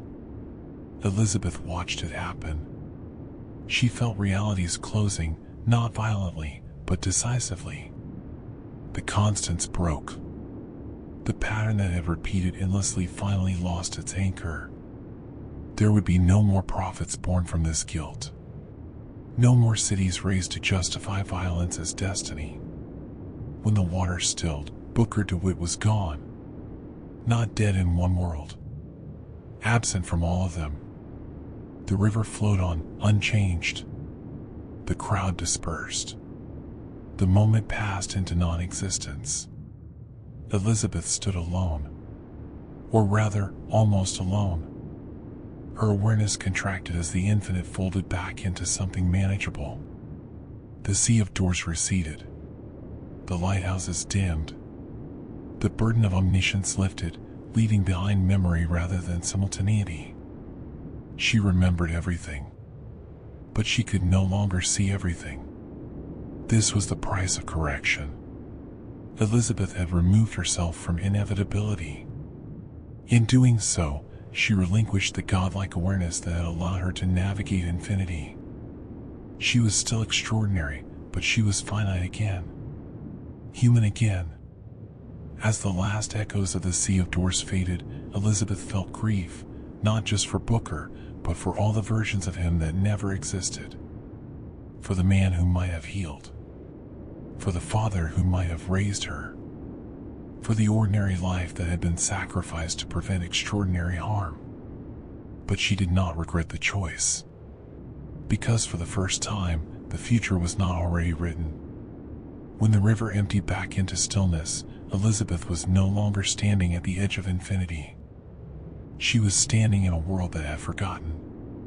The Sea of Doors receded not like a curtain closing, but like breath leaving the lungs, slowly, irreversibly. The infinite lattice of choices collapsed into silence, and with it went the constant pressure of omniscience. The voices faded. The branching futures dimmed. The overwhelming simultaneity that had once defined Elizabeth's awareness softened into memory. She remembered everything. But she could no longer touch everything. This was the paradox of her survival. Elizabeth remained because she had acted from outside the pattern. She was the exception that corrected the rule. But in correcting it, she surrendered the condition that made such correction possible. The universe does not tolerate imbalance for long. To erase a constant, something else must become finite. That something was her. Elizabeth felt the loss immediately, not as pain, but as narrowing. Where once she sensed outcomes unfolding before they occurred, now she experienced time sequentially. Where once she could reach across realities instinctively, now the world responded only when she moved within it. Choice returned. And with it, uncertainty. This should have felt like freedom. Instead, it felt like weight. Elizabeth understood the cost of what she had done more fully than anyone else ever could. She alone remembered the Columbias that never rose, the prophets that were never born, the revolutions that never ignited. She carried the knowledge of suffering prevented, and suffering erased along with it. Lives that never existed leave no graves. There was no one to mourn them but her. Elizabeth was no longer a prisoner, a symbol, or a godlike observer. She was something far more difficult to define, a person who had seen the structure of reality and chosen to break it, knowing she would be the only one to remember it ever existed. This isolation was different from the tower. The tower had confined her body. This confined her experience. She could not explain what she knew without sounding delusional. She could not point to evidence without reopening wounds that no longer belonged to anyone else. The world she stepped into was intact, coherent, and blissfully unaware of how close it had come to repeating the same catastrophe forever. Elizabeth learned quickly that silence was not enforced. It was necessary. She moved through this world cautiously, relearning what it meant to be singular. Sounds no longer echoed with alternatives. Objects no longer shimmered with unrealized states. The absence was profound and humbling. This was what humanity lived with every day. Ignorance of infinity. Elizabeth began to understand Booker's struggle in a new way. He had lived his entire life without knowing the structure behind his suffering. He had felt the weight without seeing the mechanism. Elizabeth had been given the mechanism and then had to live without the power to change anything else. Responsibility does not end when action does. It lingers. Elizabeth carried Booker with her, not as guilt, but as context. His sacrifice was not redemptive in a traditional sense. It did not erase what he had done. It did not forgive Wounded Knee or the lives lost there. What it did was prevent multiplication. And that distinction mattered. Elizabeth also carried Comstock, not as a villain, but as a warning. She understood now that Comstock was not an aberration. He was what happens when certainty replaces humility. When foresight is mistaken for wisdom. When destiny becomes permission. She would never allow herself that illusion. This awareness shaped every decision she made going forward. Elizabeth did not seek power. She did not seek influence. She sought restraint. She chose paths that minimize harm rather than maximize control. She learned to accept that some injustices could not be undone without creating new ones. This was the true burden she bore. Not the memory of infinite worlds, but the discipline to act within one. Elizabeth dreamed differently now. Paris still appeared sometimes, but not as a promise. As a possibility. A place she could go, or not. A future that was no longer guaranteed by prophecy or probability, but shaped by ordinary decisions. That ordinariness frightened her more than infinity ever had. Because ordinary life offers no cosmic justification. Only accountability. Elizabeth walked forward carrying the knowledge that she had ended something vast and terrible, and that no one would ever thank her for it. The world would continue, unaware that it had been spared repetition. History would unfold without recognizing the hand that corrected its course. And that was acceptable. Some burdens are not meant to be shared. They are meant to be carried. Elizabeth did not fall into Rapture by accident. Nothing about her life had been accidental for a very long time. When awareness receded and infinity closed behind her, Elizabeth found herself anchored in a single, fragile reality, one that still contained consequences she could not erase without reopening the cycle she had just ended. She was finite now, mortal, bound again by time, sequence, and loss. And yet, one thread remained unresolved. Rapture. The city beneath the Atlantic was not merely another variable.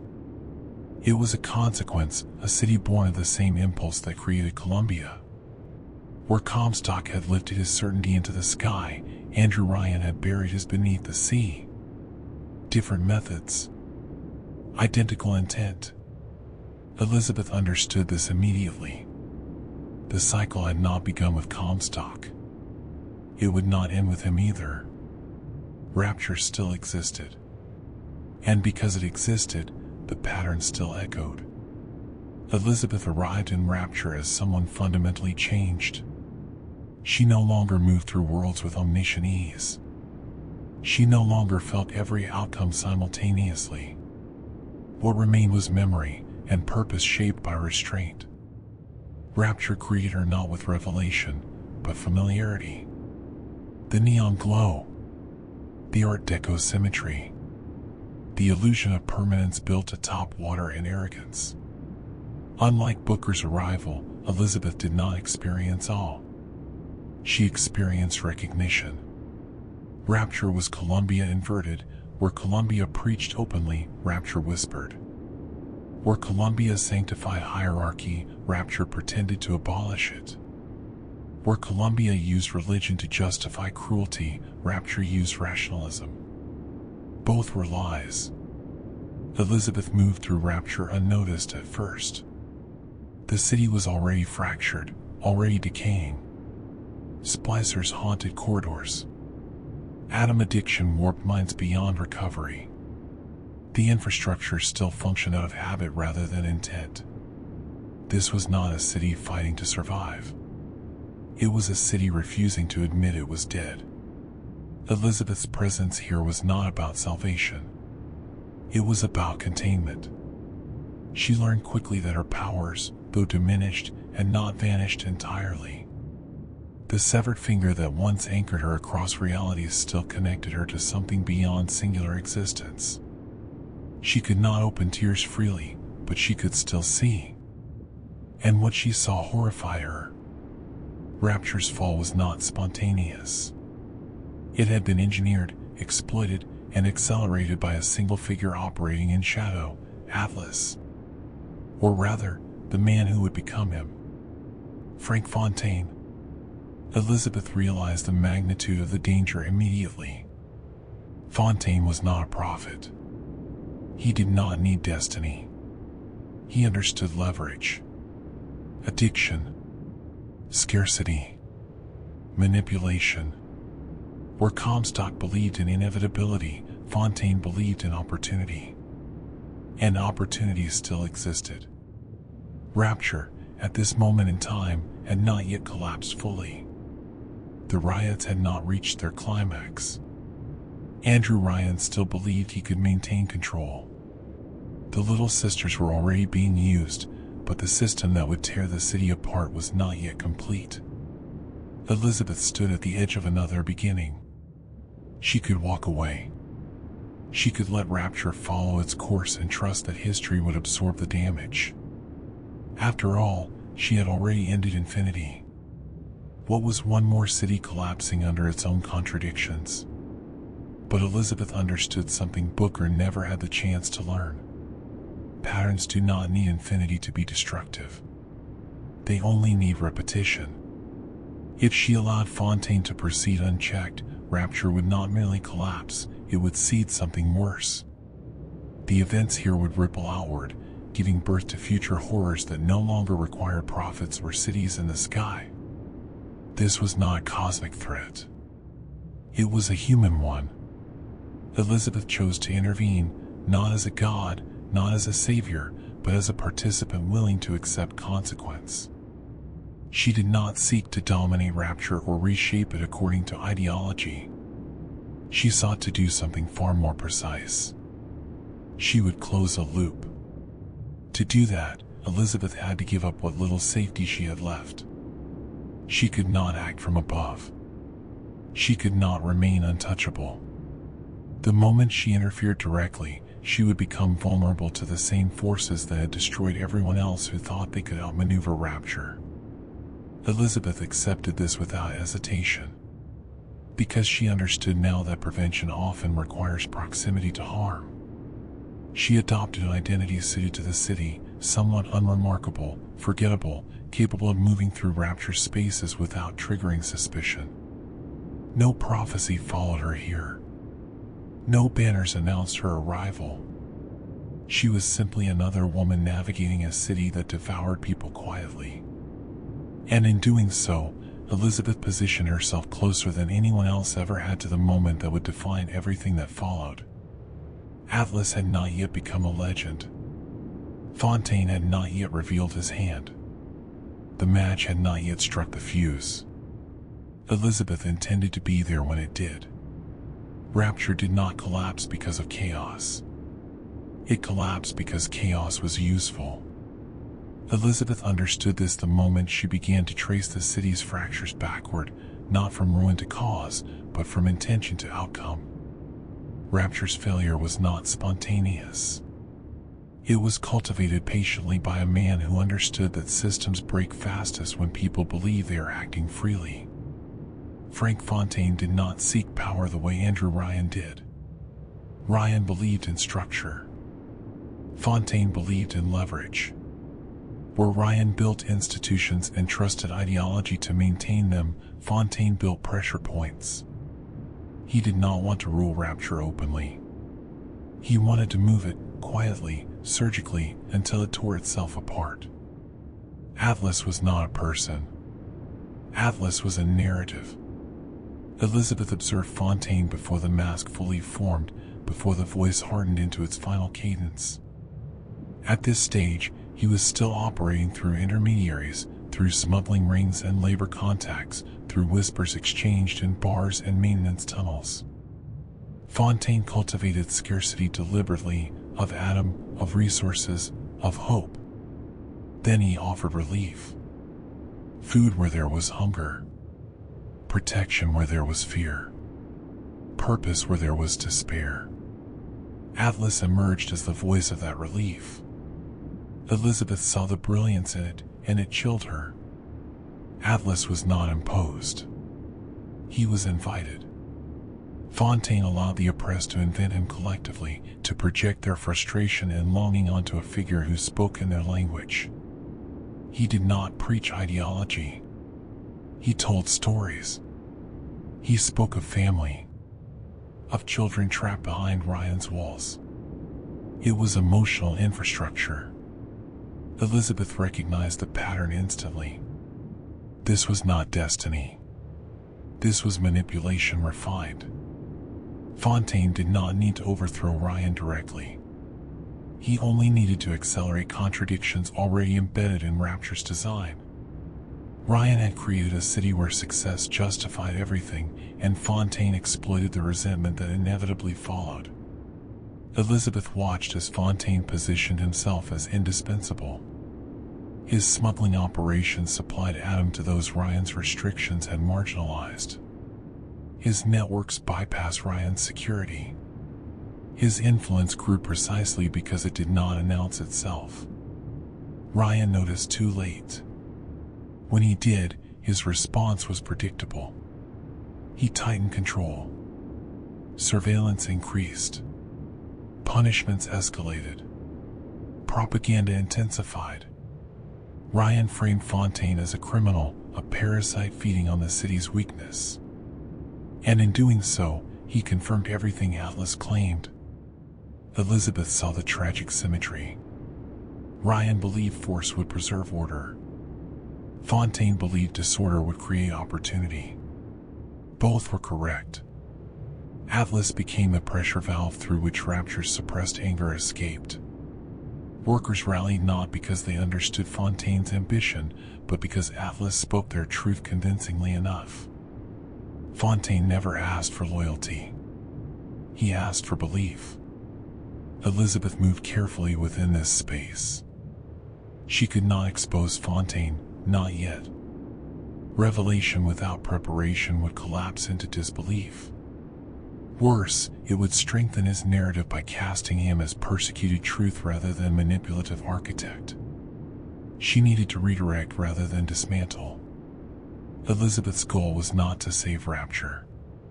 That possibility had long passed. Her goal was to ensure that Fontaine's ascent would unfold in a way that closed the loop she had come to Rapture to seal. This required something unthinkable. She had to let Atlas succeed, partially. Elizabeth maneuvered events so that Fontaine's plan would proceed just far enough to require a catalyst from outside the city. Rapture would not implode solely from internal pressure. It needed an external variable. It needed Jack. Elizabeth understood the horrifying clarity of it. The plane crash. The lighthouse. The man guided by a voice he trusted because it sounded human. These were not accidents of fate. They were components of a design that required final alignment. And Elizabeth was aligning them. This was her heaviest burden yet. She was not preventing suffering here. She was concentrating it. Elizabeth positioned events so that Fontaine's control would remain incomplete. Ryan would remain alive long enough to be confronted. The conditioning phrase would remain undiscovered. The illusion of choice would remain intact, just long enough for Jack to arrive and expose it. Elizabeth knew what this meant. Jack would suffer. Ryan would suffer. Rapture would burn. But in burning, it would consume its own logic. Fontaine's victory would carry within it the seed of his downfall. The very mechanism he used to control Jack would reveal the lie beneath Rapture's promise. The city would destroy itself publicly, unmistakably, leaving no illusion that it had merely failed due to circumstance. Elizabeth did not take this lightly. She saw the faces of the little sisters. She heard the voices of those who would die believing they had chosen their path. She felt the weight of manipulation she was now complicit in, different in motive, but similar in structure to what Comstock had done. The difference was finality. Elizabeth was not perpetuating a cycle. She was closing one. By allowing Fontaine to become Atlas fully, she ensured that the truth of Rapture would be revealed in a way no ideology could reframe. There would be no prophet's legacy here. No sanitized myth. Only the undeniable evidence of what happens when power divorces itself from empathy. The plane would fall. The man would arrive. The voice would say, "Would you kindly?" And the world would finally see what Rapture truly was. Elizabeth stepped back as the final pieces aligned. Her role in Rapture was almost complete. What remained was the most difficult part. She would have to disappear. Elizabeth had closed circles before. She had ended infinities. She had erased constants. She had carried the weight of realities no one else could remember. But this was different. This time, the choice did not ask for omniscience. It asked for mortality. Rapture was ready. The city hummed with tension, its systems still functioning, its lies still intact, its people still believing just enough. Fontaine's narrative had taken hold. Ryan's paranoia had sharpened. The little sisters still walked their routes. The phrase that would shatter free will remain hidden in plain sight. Everything was aligned. And Elizabeth stood at the only remaining divergence. She could leave. She could step back into anonymity and allow the sequence to unfold without her final intervention. The plane would fall. Jack would arrive. Ryan would be confronted. Fontaine would be exposed. Rapture would burn itself to ash under the weight of its own design. History would close the loop on its own. But Elizabeth knew better. Loops do not close by themselves. They require anchors. Burial at sea was never about stopping Rapture's fall. That fall was inevitable. What mattered was how it fell and what it left behind. Without intervention, Fontaine's manipulation would end with exposure, yes, but the machinery he built would persist. Conditioning would be revealed, but not dismantled at the root. The little sisters would remain tools. The cycle would end, but its methods would survive. Elizabeth refused to allow that. To ensure true closure, she had to do what she had avoided since the river. She had to step fully inside the story again. Not as observer, not as guide, but as participant. Elizabeth allowed herself to be seen. In Rapture, visibility is vulnerability. The city does not tolerate anomalies for long. She moved carefully, deliberately, positioning herself where Fontaine would notice, but not suspect. She spoke when silence would draw attention. She withheld when explanation would unravel too much. Fontaine sensed her importance immediately. Not because he recognized her power, but because he recognized intelligence that did not seek dominance. That kind of intelligence is rare. Dangerous. Fontaine watched her the way predators watch unfamiliar terrain, cautiously, calculating whether it could be exploited. Elizabeth let him believe it could. This was the most difficult deception she had ever performed. Not because it required manipulation, but because it required restraint. She could see the consequences now, but she could not change them freely. Every action had to be plausible. Every choice had to appear human. She was no longer protected by inevitability. She was protected only by timing. Elizabeth's plan was simple in structure and devastating in cost. She would ensure that the key to dismantling Fontaine's control, the knowledge needed to break the conditioning, would survive Rapture. Not as rumor, not as theory, as truth carried by someone who would live to act on it. That someone was Dr. Tenenbaum. Elizabeth maneuvered events so that Tenenbaum would understand not just the science, but the moral responsibility behind it. The little sisters could not be freed by accident. They had to be chosen. Someone had to care enough to dismantle the system rather than replace it. That someone was never going to be Fontaine. It was never going to be Ryan. It had to be someone who already regretted creation. Elizabeth ensured Tenenbaum would survive. To do that, Elizabeth could not.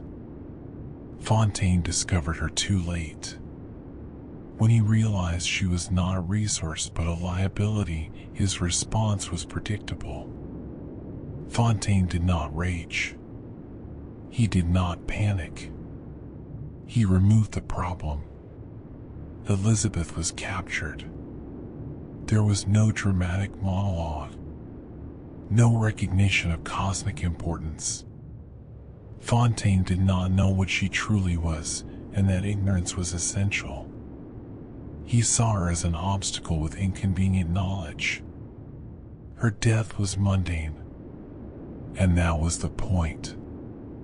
Elizabeth faced it without illusion. She had seen too many grand endings to mistake meaning for spectacle. The value of her sacrifice lay not in how it looked, but in what it enabled. As her life ended, Elizabeth felt something she had not felt since the sea of doors closed. Completion. Not peace. Not relief. Completion. The loop closed, not with a city saved, but with a future changed. Jack would still arrive. Rapture would still fall.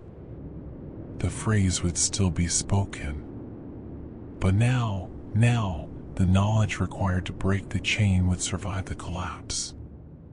The little sisters would not remain prisoners forever. The story would not end in darkness alone. Elizabeth's final act was not to stop suffering. It was to ensure that suffering was not inherited endlessly. And then, quietly, without witnesses or recognition, Elizabeth disappeared from history.